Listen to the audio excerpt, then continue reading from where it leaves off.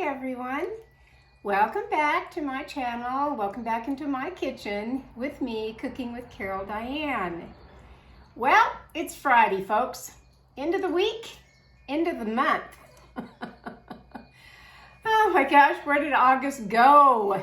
It just seems like these months are just moving on by so fast, and I turn around twice and it's like, well, that month's already over, and pretty much August is. You know, when I think back to when spring began, which was March 19th, but for me, I had kind of a late spring start. Early March, I had a surgery, and so I didn't kick in to spring until about April, middle of April, somewhere in there. But with spring, what happens with spring? My gosh, it's planting time. You know, it's time to get out in your yard and do all that yard maintenance from having winter over now. And I did do that.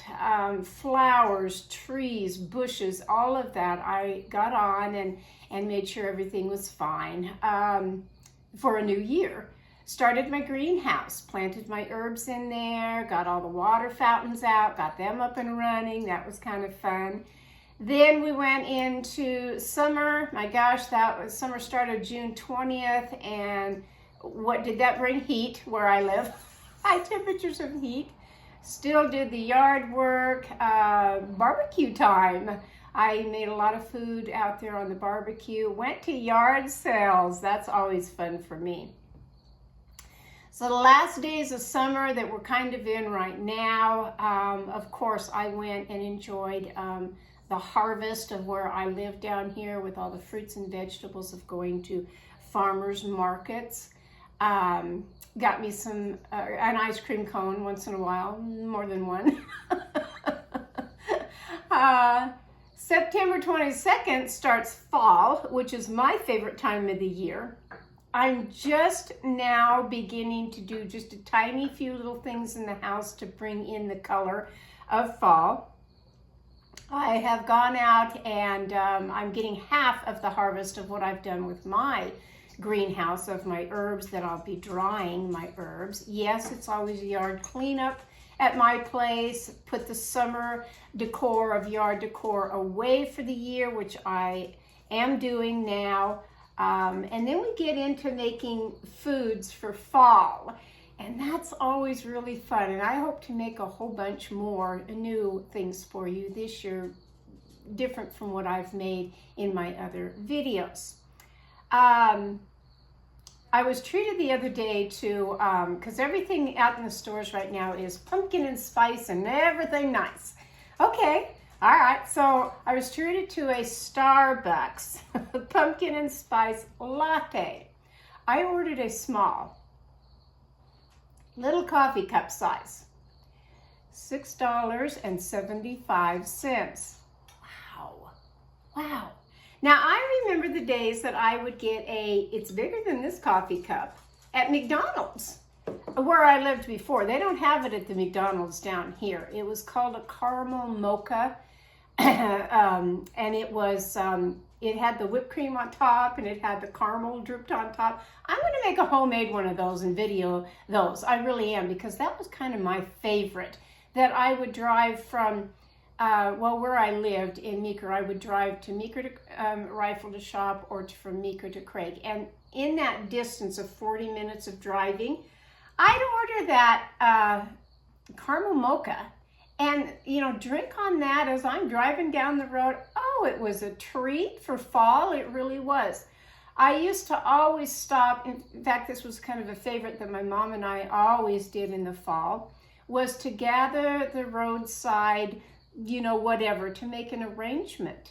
It was the cactus, or not cactus, but the cattails. See, I'm down here desert living thinking cactus. Cattails that we would clip on the side of the road. They were growing, you know, in a little marshy area. We'd get those, and the Indian tobacco. And you put those two combinations together with other things that you want to do, maybe sunflowers or whatever. It made such a nice centerpiece, or whatever we wanted to do. It was really nice. So I'm not into fall just yet. This week, I had a nice subscriber come on. Her name is Dulcie. Dulcie, if you're watching me today, hi. And she said to stay and be authentic and be myself. Well, what you see on these videos is what you get, folks. It's just me. Whether I mess up with my mouth or whatever happens, it's just me cooking in my kitchen. But thank you, Dulcie, for becoming a subscriber, and everyone who has. I really, really appreciate it.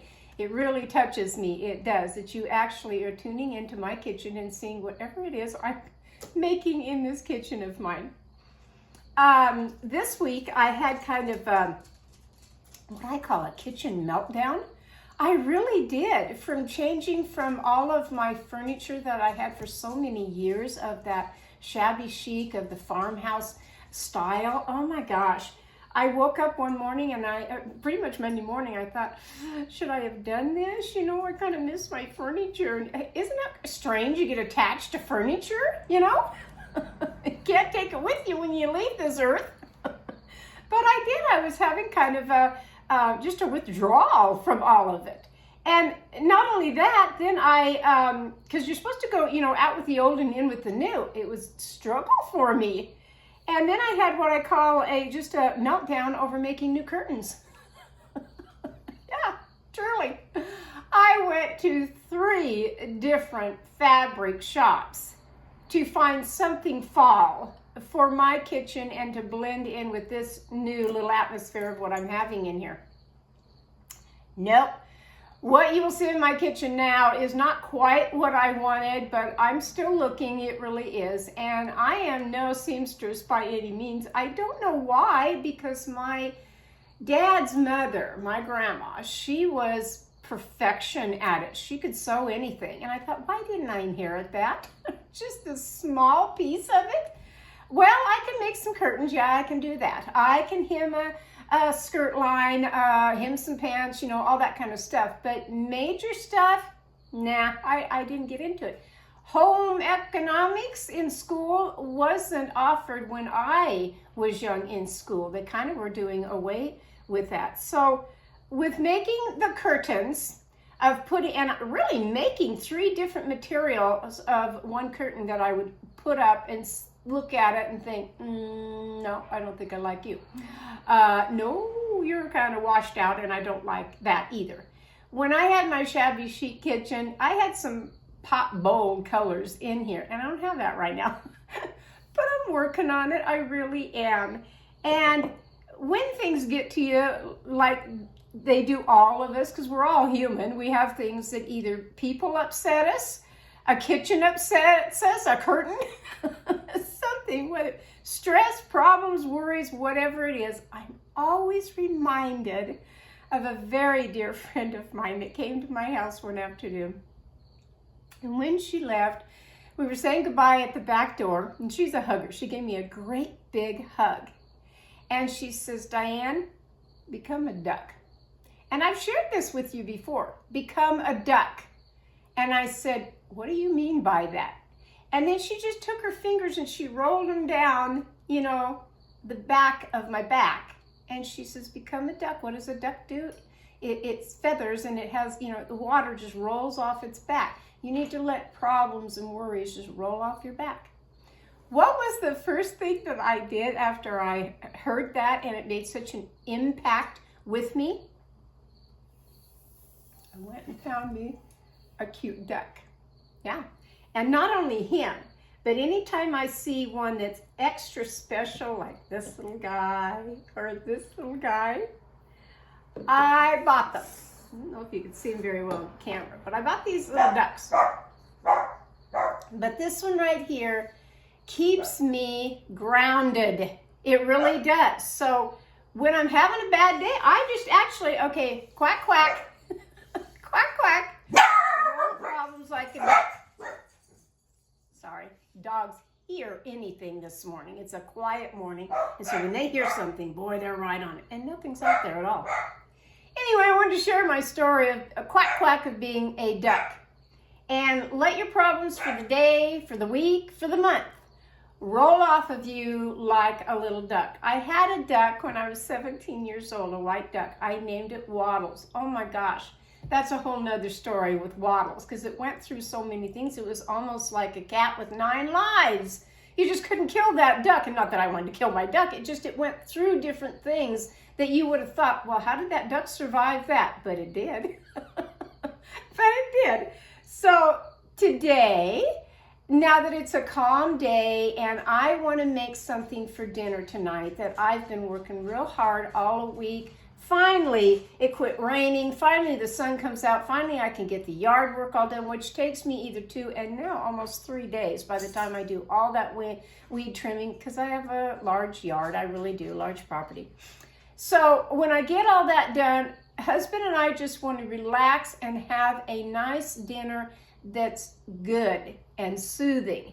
And that's what I'm going to make now for you.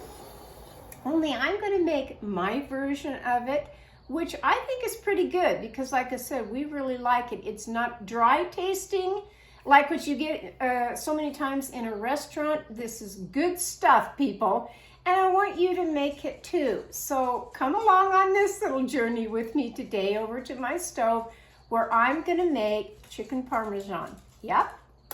And it's not hard to do, just a few little ingredients that you will need, and you will have a very tasty dinner tonight. So let's begin.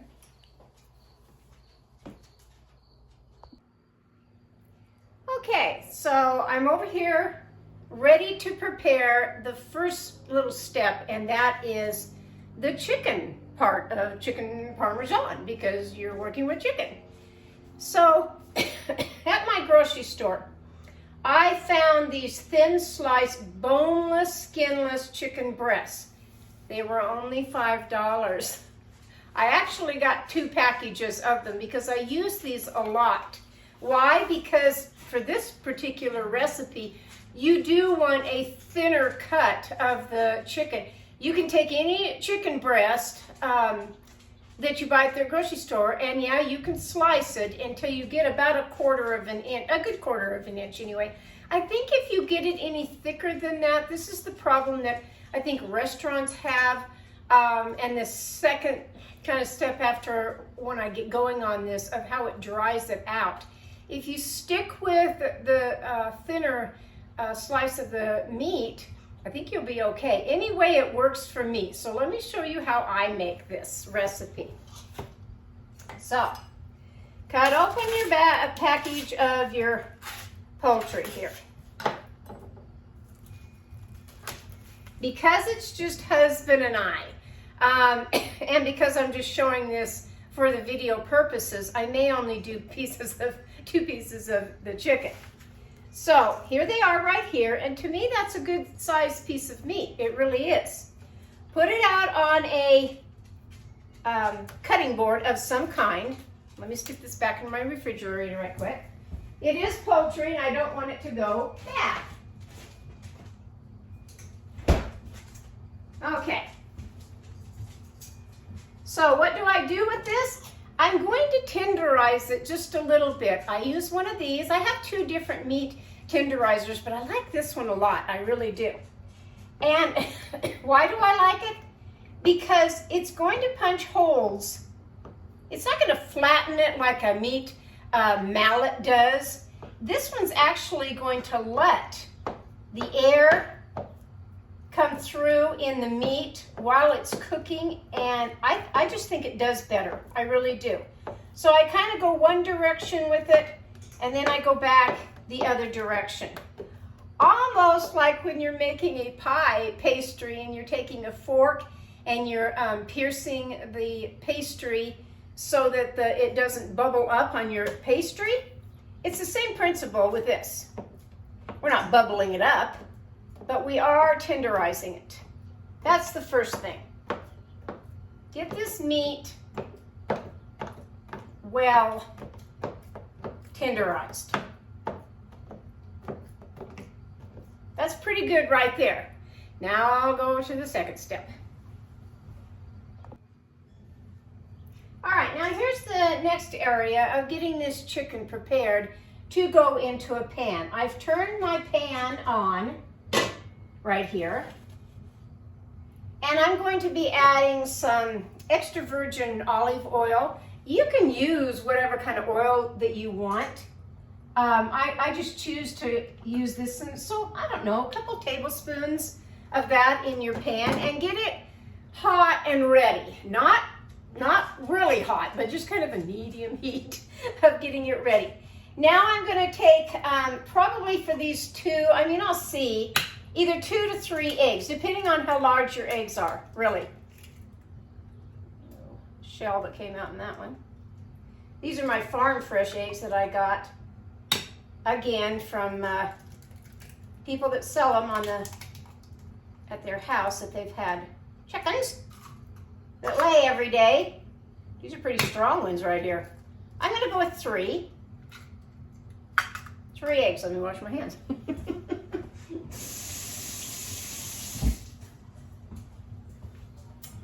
Okay, that's the first little step there. Whisk it up with whatever you've got. I'm going to take the meat fork and kind of just whisk that up a little bit of the eggs. Keep an eye on your heat over here, which I'm doing. Okay. Now take some breadcrumbs, whatever you have in your house. This is just plain traditional breadcrumbs. It's a Kroger brand. I'm not using, sorry, I have a dry throat this morning. I'm not using the Italian breadcrumbs, but you certainly could. And I have them in the cupboard, but really, this is the one I'm going to be using today. Pour that into a shallow dish, just enough that you can coat your chicken, whether you're doing it just for 2 people, 4 people, or a crowd. The principle is going to be the same. Okay, I can feel my heat over here. Turn it up just a little bit more. Get rid of the eggs. Bring out my second pan. So now take that chicken, dredge it, which means to soak it. Soak it in your egg mixture first. Can't tell you how easy this recipe is. Pull the other bowl over here. Now put it in the breadcrumbs. Get it well coated with the breadcrumbs on both sides. Well, both sides. Then take the meat and stick it down in your pan.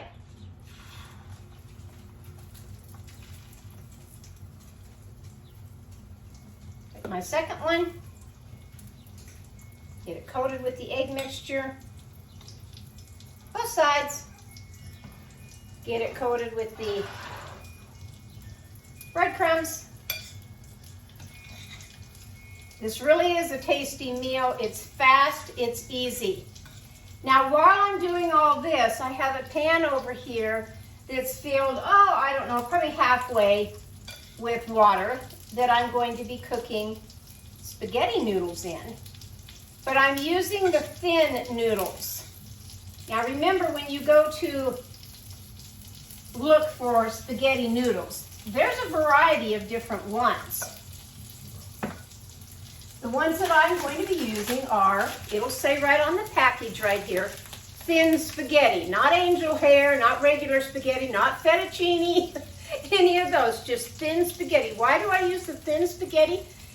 Because to me, with this particular meal, you don't want the heavier, thicker pasta noodles. You just want the thin one. You really do. Trust me on this.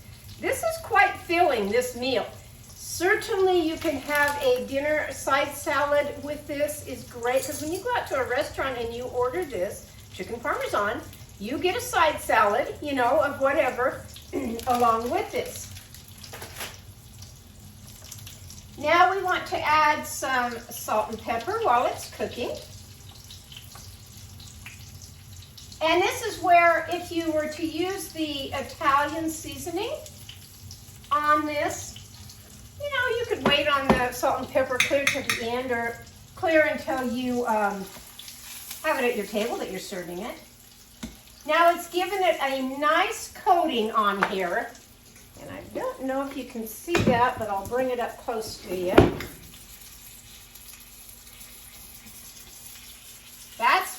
looks like right now in the pan. And that's what we want. Almost like chicken fried steak, because it's kind of like that. It really is. It's the same principle. So I just want to get this browned just a little bit golden brown where it looks the same on both sides. Then take you a cookie sheet lined with parchment paper. Lined with parchment paper. Clean up my area a minute.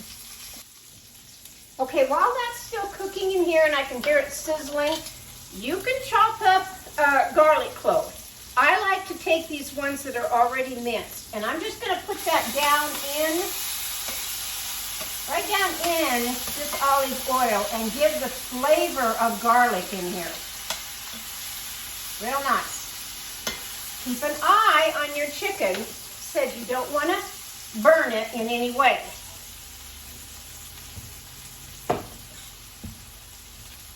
Now I'm going to take it and I'm going to put it on the parchment paper. Because really all I've done is I have seared it on both sides. Looks yummy just like that. It really does. Now I'm going to stick it in the oven after I put something else on it. I'm going to keep my pan here, but I want my pan to cool down a minute, so I'll be right back. Okay, I let my skillet here cool down quite a bit, and yes, I did wipe out with a paper towel anything that was a little extra crispy. I see one still here just a little bit, but I'm not too worried about it. So what do I want to do next with this? Get you some marinara sauce or a Parmesan, or not, a spaghetti sauce of some kind. I picked this one, which is called Botticelli Traditional. And I really like it. If you only like marinara on this, that's fine. I think this is the problem when you go to different Italian restaurants. Sometimes you just don't like the chicken parmesan. It's the sauce. It really is. Find you one you like. That's the beginning right there. And this is my choice. I got it the other day when I was making this, and I've made this quite a bit. And I really like this one. It was on sale, so I got 2 jars of it. So, what am I going to do? Get the jar open first. Get the jar open. Now, I'm going to take a little bit of this, and I'm going to put it on my meat, top of this meat right here.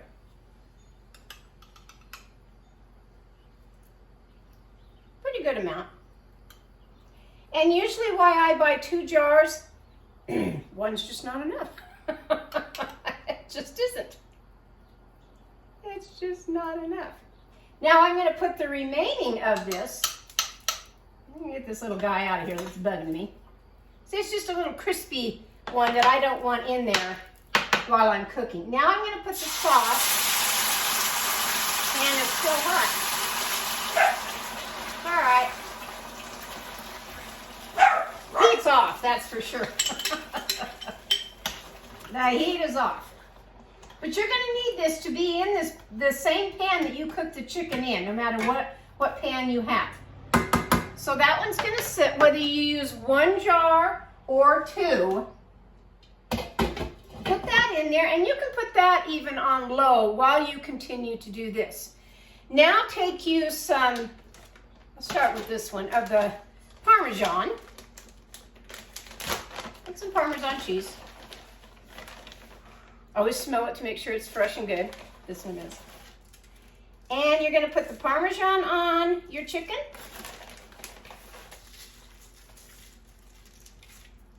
And then you're going to put mozzarella on top.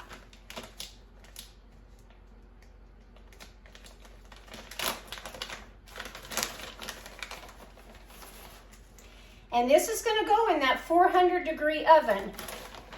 Well, of course, the recipe calls for 15 minutes, but truly, I don't even do it that long. I do it just long enough that the cheese is all nice and melted and gooey looking, and then I pull it. Because I think this is another area where people get the mistake of the meats too hard. You know, it's too tough tasting. You want to just sear it. Then you want to kind of finish cooking everything in your oven, yes. But by the time the mozzarella cheese melts, your meat's going to be cooked inside. If you really want to be a stickler on it, stick a meat thermometer in there for poultry. But really, this is gonna be just fine. So let me check my, yep, it's up to the 400. So let me pop this in my oven. And again, I'm gonna set the timer for 15 minutes, but I'm going to keep an eye on that because I don't want it to go the full 15 minutes. And then I'm going to, while that's in there for 15 minutes, because the spaghetti noodles really don't take that long. So now I'm gonna pop the spaghetti noodles in this in just a second. Okay, it's been 13 minutes and I'm gonna go ahead now and pull the meat from the oven.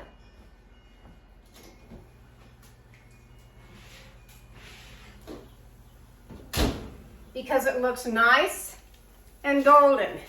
You see that? I'll lose it off of here. Now we want to put this back into the sauce. So my sauce is nice and warm in here, sizzling warm, and that's great.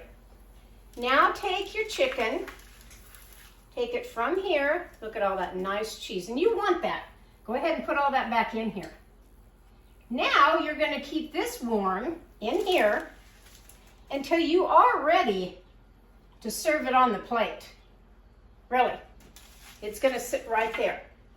The noodles are pretty well done in here. I do need to drain them. So I will do that right now and be right back. Okay, so I drained the water off of the spaghetti, and I like to rinse mine. I do. I stop the cooking process. So they're all in here nice. I put it back in the same pan. It's ready to go. Now, two ways you can do this, either on the side or put your meat on top. It's your preference, really. So I'll go ahead and put the spaghetti on the plate, like so. Now I'm going to take my nice Parmesan.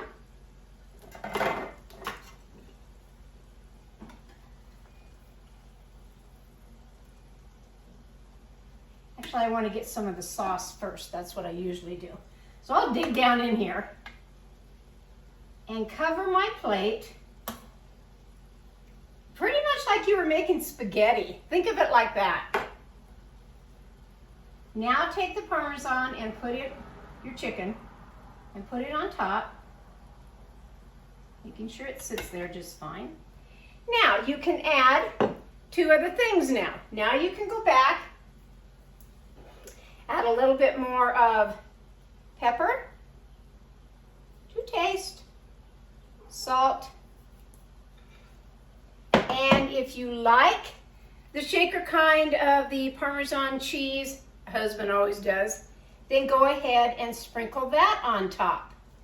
There's your Italian dinner, folks, that really didn't take that long. It didn't. And this is very filling, very tasty. Like I said, add a side salad if you like. You can put that with it. Basically, that's all you need. If you have some French bread, you know, Italian bread, garlic bread, if that's what you want with it. But truly, just this by itself is a meal all its own. Didn't take that long, wasn't that expensive. So let's add it up cost-wise. My $5 of meat that I bought, and I had several in there. There's about 8 in that package. Okay, so 2, 4, 6, 8. That's 4 different servings, you might say, for however many people, whether it's 2 people, 4 people, or 6 people. And so that's $5 there. Spaghetti, I think, was $1.99. The sauce that I use, which is this jar right here of this Botticelli Botticelli. I'm pretty sure that's how you pronounce it. I'll just show you.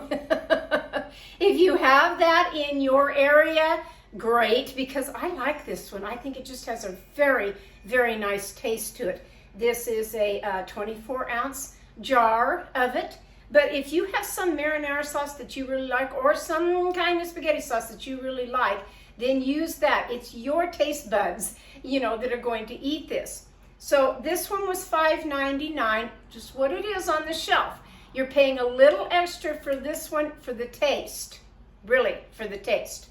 So again, $5 for my meat, $6 for this, a couple bucks for the spaghetti noodles, the pasta noodles, and I already had the Parmesan sprinkled of the cheese. If you don't, those things are not very much money either. Okay? Not even $15 of a dinner. Not even. Depending on where you shop, of course. You might get the spaghetti noodles for 99 cents. I don't know. I do use the American Beauty and the spaghetti noodles. And so I never waver from that as far as pasta. That's the brand that I like, is American Beauty. I always have used it. Get the sauce, get the Parmesan cheese. Oh, the packages of the already done of the mozzarella and the Parmesan. Okay, you might be up to $15, $18. Let's round it off to $20. Can you go out to dinner for $20? No, not nowadays. Not in an Italian restaurant where you want something nice, and not only are you getting this, but like I said, you're getting your salad, which I'll probably have tonight as a nice little side salad, and our garlic bread that I'll have with this. And that's dinner tonight, folks. Very tasty, very good. Want to know how tasty? Let's dig right into this. Let's dig right into this meat right here. And the spaghetti. I don't make too much of a mess on the camera, but see, this is why I make it. Yes. This is why I make this meal. Quick, easy, delicious, comfort food. It really is. I hope you've enjoyed my video today on an Italian chicken Parmesan from my kitchen to yours. Go have yourself a wonderful weekend. This weekend is Labor Day weekend. Stay safe, stay well, don't get in any trouble, but most of all, enjoy yourself, whether you're with family, friends. Just have a nice, nice weekend. I'll catch you next time on Cooking with Carol Diane. Bye-bye.